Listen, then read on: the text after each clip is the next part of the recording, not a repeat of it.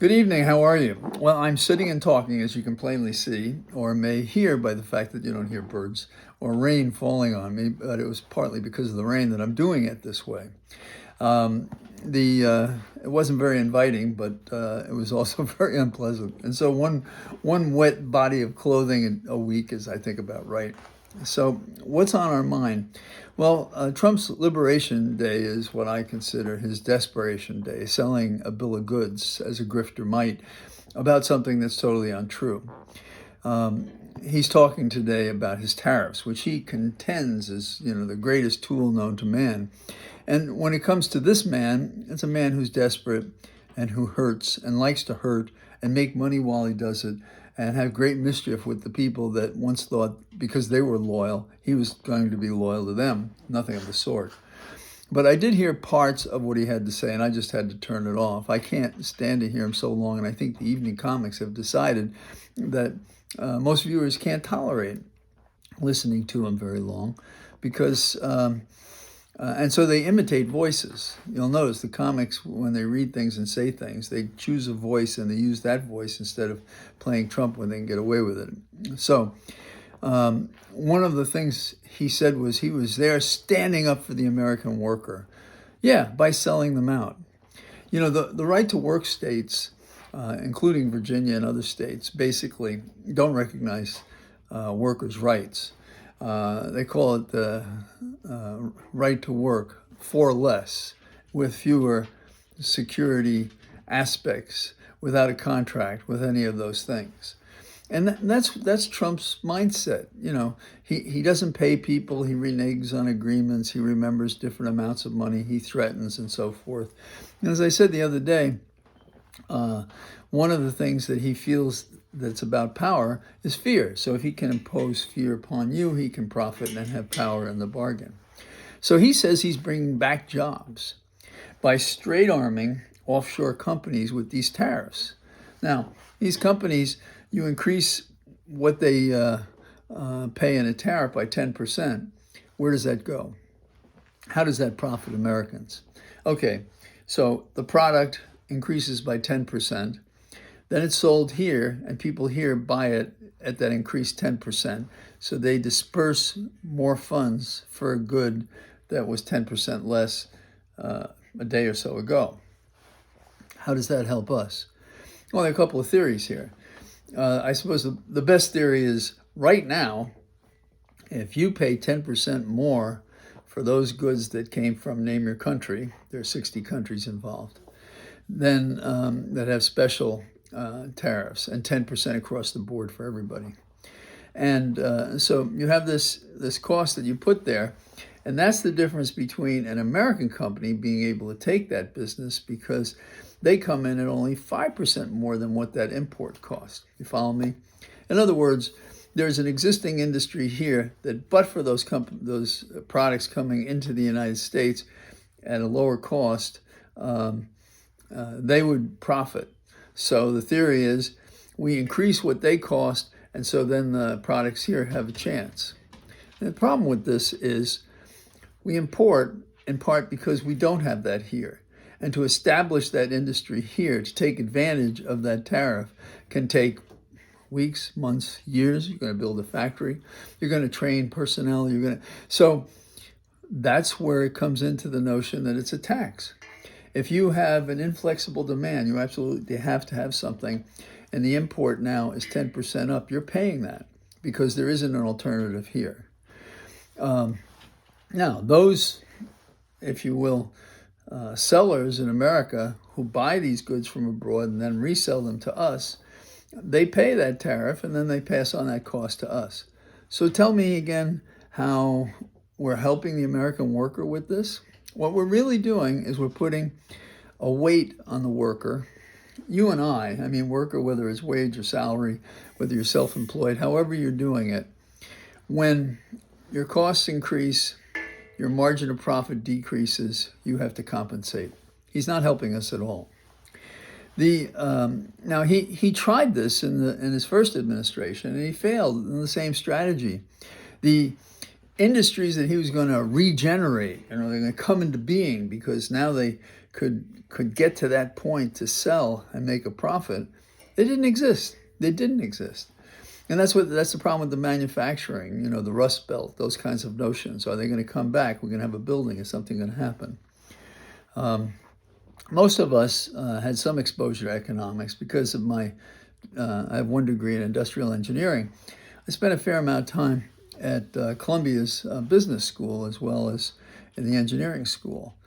And we would go over charts and things like that. And the charts were a guide, instructive, and they could give us information about how competing systems work and in what way. Tariffs are not free trade. That's the other irony. We have a Republican who talks about free trade, and there is no such thing. There are favors, there are tariffs, there are subsidies, there are all these things that is good for them. But say you want to help somebody who's homeless or hungry. There's no profit in that. So why should we do that? And that's the worker that he's helping, not really.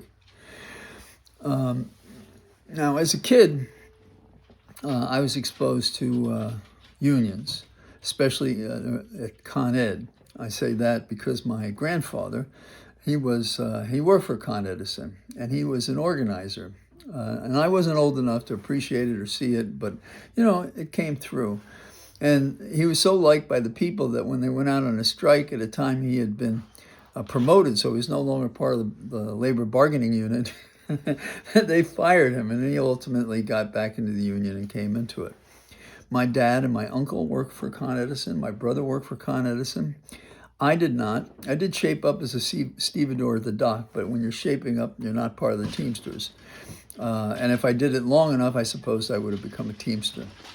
So Trump runs down unions. Oh, they've got such a great deal. Oh, yeah? Tell me about it. What is that great deal? Because if they didn't and couldn't bargain collectively, the individual will be squeezed even more. Unions are a way to empower workers to have better working conditions, to have medical, to have pensions, to have working hours. All these things are part of it. And he acts as if, they're the wealthy ones, and of course, there are abuses whenever there are pools of money and cash around. Ask the very rich about that. But so Trump is telling us he's for the working men, but he's not for unions, that unified workers, because tell me why you're not for those. And the answer is because they fight for the elements of a living wage, of a job with dignity, and that also costs. And when that costs, it means the bottom line of the employer doesn't want to pay that. He gets less profit. So we want to get more profit. And in recent years, you'll notice that while the owners, the plantation owners, and they run their businesses, and when they run those businesses, when the productivity increases because of the workers, that is, the labor increases, while the productivity means more money to the owners, they are not bringing them along as they used to do, that is, the workers along. So there's a disproportion between the dirty rich, filthy rich, taking advantages for themselves and not sharing it with individuals. When I ran for Congress a few years ago, 1984, the AFL-CIO supported me. And it was interesting in Virginia when I gave a speech and I talked somewhat about my personal background and feelings about unions and so forth, I'd get a roaring cheer, in part because in Virginia, it's a right-to-work state, the right to work for less. And that's literally the case. And when people come to me without identifying anybody and they say, I have a problem in my employment. If you don't have a contract, you're almost nowhere in Virginia.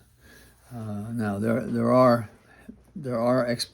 age problems, disability problems. Those kinds of things can give you leverage. Discrimination, of course. So that's the overall picture. So that's why I say that Trump is selling us in desperation for something that he doesn't really support. And when you listen and you hear people applauding him as he's saying these things, who are these people in the Rose Garden who are supporting it? I didn't know to see a picture. But it'd be funny if it was the billionaires, the same ones that were at his inauguration, are now celebrating workers' rights. No, they're celebrating whatever deal they have with him. Now, what has happened between the workers and the wealthy, the capital and labor? And the answer is our social contract has been breached. The filthy rich are favored. The rich get richer. The workers work more for less. That is currently a fair photograph of the American worker. Now, how do I see us responding to Trump's desperation? Well, there's a real punch in the face by Democrats and Republicans today, and I don't know if the resolution passed or not, but the resolution was to vote against the 25% tariff on Canada. And there were at least 4 Republicans that it appeared supported it. So there was a chance a resolution in the Senate alone might pass that said, we oppose a 25% increased tariff on Canada. Rand Paul, and I believe he is an ideologue, and on this subject, it happens to coincide with what he thinks is probably closer to free trade. Susan Collins, up in Maine. Lisa Murkowski, Mitch McConnell. McConnell is a little annoyed about how they're messing up the Kentucky beverages, if you will. Maine suffers from this as well. So the contact of states and representatives with increasing a tariff to Canada, putting aside how it betrays the good relations we've had and the cooperation we've had in the past. So Trump is the guy that you invite to a party who immediately offends everybody. That's what he does.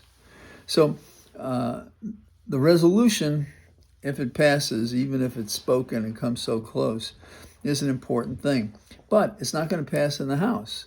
And it's not going to end up on Trump's desk for a veto because it's not going to happen in the House. There's not going to be a resolution that says this. So this is a statement.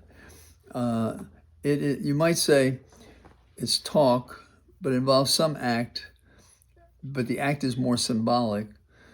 You might say it's transparent to transcendence, because what we're saying is the Platonic idea, the perfection that really you have free trade, or you make adjustments that correspond to reality rather than artificially affecting things with tariffs and subsidies and a whole variety of stuff that is usually the welfare for the wealthiest who don't need it. How many times can you spend $1 billion? $1 billion. What would you do with $5 million? Does part of you say, that would take care of all my problems? Is that what a working man or woman would like? Isn't that possible if we have so many multi-billionaires? Now, I don't want you to go off and dust off your Karl Marx, because we're not even close to those kinds of offenses. It is solidly business. And so we have that. Now, another good sign, I think, is the Booker speech on the floor of the Senate, because he covered a lot of points, and he presented himself as a rallying point for those of us who say enough is enough. We have to stop this one-sided, one-dimensional, aggressive attack on America and of our allies by this worthless piece of Hazunga that's in the White House. So the Booker speech is important.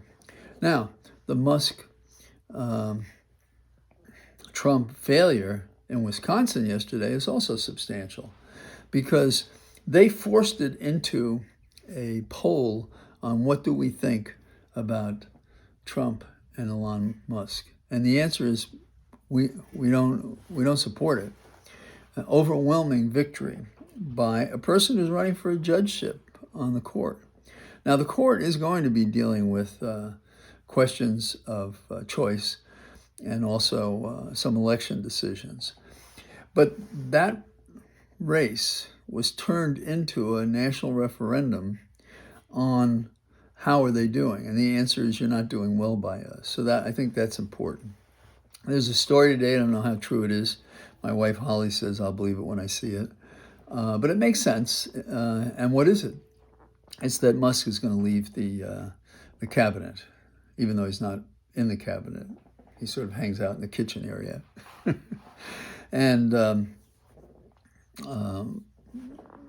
why is it possible? It's possible because Trump doesn't like the competition.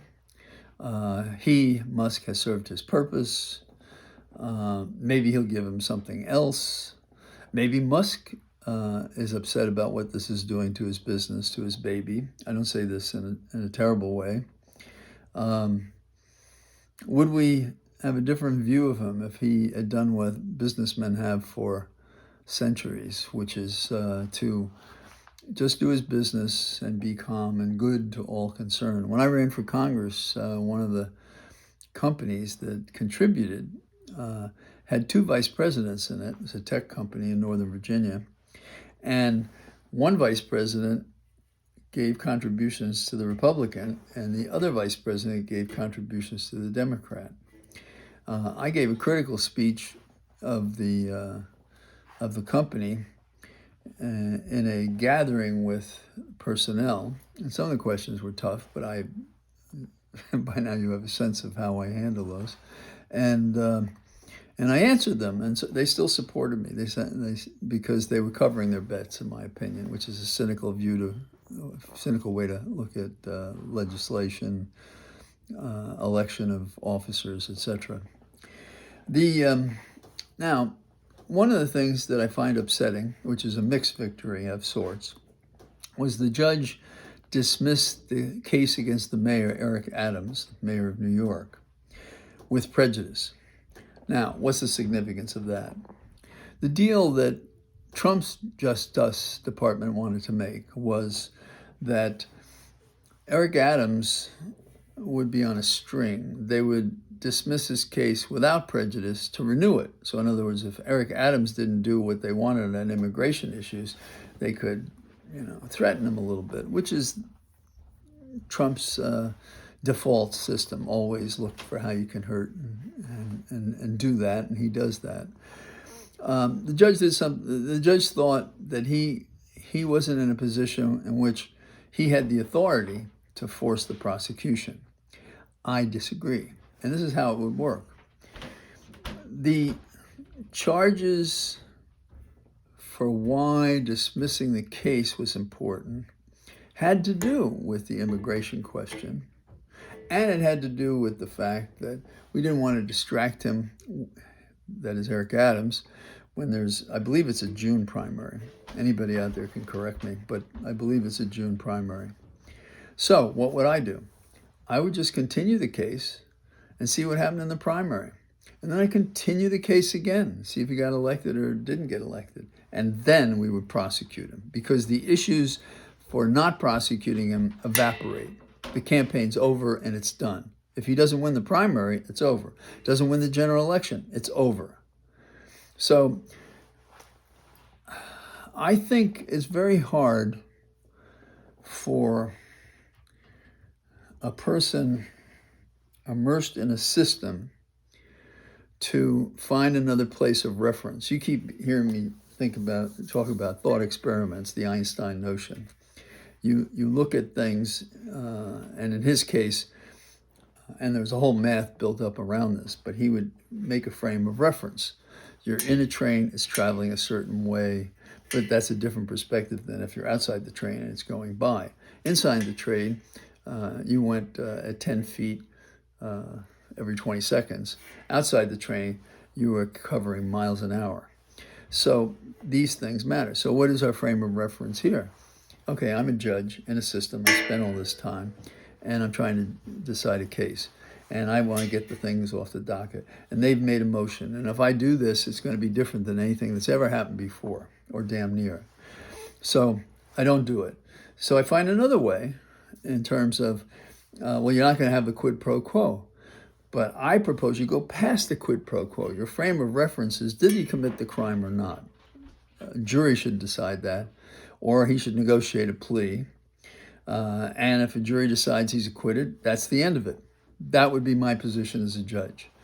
It is a reason I probably would never have been considered for a judge or be a judge. And I don't know if I want to sit around in a black robe. I did one short tour of duty as a special justice for commitments. And I did think I contributed, and I did think anybody who did that position as a regular basis, I think they were making a contribution. But when I see how litigation happens, I don't know if there's enough coffee in the world to keep a sensible man or woman awake and alive and feel fulfilled. It just doesn't seem possible. So this affects you. You know, the medium is the massage, the medium is the message, the McLuhan idea. So now the judge did something else, which was on point and useful, that he did not have to do, which is that there was an accusation by the Justice Department that the prosecution in New York was somehow or other inappropriate because the prosecutors brought a case they shouldn't have brought. And what the judge found was that there was no mischief among the prosecutors at all, and that was what lawyers say. That was a red herring, like anybody in the world knows what that's about. But I prefer BS, or you can be more direct and candid than that. Where do we stand? Well, the other night, I was watching MSNBC, and I found out that one of the correspondents had taken a week off. And I think because he was so intensely concerned about what was happening as a fellow with a lot of background in the Senate where he served. And I understand this. I haven't spent as much time as he did on the Hill, although I did spend some time there, both on the House side and the Senate side. And you do get to see some really smart things being done, as well as some dumb and unfair and unjust and unconstitutional things. And I think this affected him. And he was only going to take off a week, but then he developed an infection of some sort, and he was off a second week. You see, this is a man immersed in experience to know that what's happening now is wrong for America, for the nation, for its history, for what it stands for. And it bothers him. And I hope he finds a way to deal with the understandable strain and disillusionment that he must suffer, because he knows how it can be done when it's done right, and it's not being done right now. We individually, each of us, have to realize that we can't let this thing get inside of us to compromise who we are and what we are. And it's going to be hard, because this thing is going to go on for a time. And it's worse than the approximations that were made that, oh, the election will settle Trump once and for all, referring to the 2020 election. And it didn't. And I have mixed feelings about us doing well in Wisconsin, or the people doing well in Wisconsin, if you will, even though $99 million was spent on a race to be a judge on a state court. That people think the electoral decision is the answer, and it's not. The courts are closer to it. The House doing something like, say, called the Booker movement. Every other day, a senator gets up and puts in his 4, 8, 10 hours. So 40 times, 40 days out of a Senate calendar. Could we do that? Why not? Could we do other things? Yes. Could we sing in there? Could we protest? I've said this before, but I'll say it again, only because it's been done in a small way. It could be done in a larger way. When Congressman Green from Texas protested, they didn't walk out with him. And when he was named for censure for having objected to Trump, as I think any good patriot in America should do, there were those, mostly from the Black Caucus, as I understand it, or exclusively from the Black Caucus, that came up and sang a little hymn, "We Shall Overcome." I call it a hymn. I call it a civil rights. It's a civil rights song, in word and in timing and in use. And it carries with it a feeling of authenticity, that you really stand for something. Now, turning this around, the fact that only a few sang it on the floor of the House when they were considering the censure of Congressman Green tells you that the House is not there. They're thinking election instead of resistance. This is not about election. This is about resistance. Resistance is first and foremost. The election will take care of itself if we resist in the right way. That is the one lesson I think that we can take from Wisconsin and should. So it's good visiting with you. I spent more time than I wanted to, and that's probably easier because I'm not in the middle of rain and I'm not soaked to the bone, although that was fun when I did it, but I couldn't, my phone would just die if I did that. So for the evening, be well, and I'll talk to you tomorrow. All the best. Bye-bye.